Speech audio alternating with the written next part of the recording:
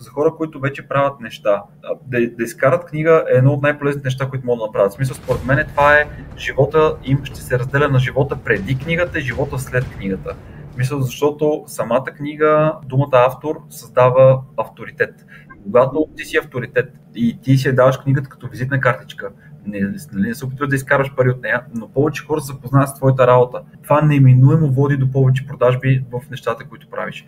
Така че ако вие сте хора, които имате някакви услуги, питайте ме мен как да си направите книга и какво може да се направи, какво може да се продава с нея, защото може да се изкарват стотици хиляди левове годишно, без изобщо да си давате чак толкова много зор за това нещо. Книгите, които ние продаваме и към тях има физически продукти или дигитални продукти, те тръгват от склад. Мисъл, който не е наш склад. Мисъл, ние просто трябва да пренесем поръчките от нашата система в склада. И всъщност ние Нямаш касателство, да. С опаковане, с такива неща. Да, 2-3 минути обработка на поръчката и след това тези хора си го правят, за което, грубо казано, ни излиза по 1 лев. И сега, за да бъде още по-интересно, ние сме успяли, понеже правим добри обеми продажби, в самите ни фунии доставната цена е 6 лева, а пък на нас ни излиза 5, което реално ни покрива невзети поръчки, примерно, или сме малко на печалба. То е супер, защото всъщност ние не се занимаваме и имаме доста добра система.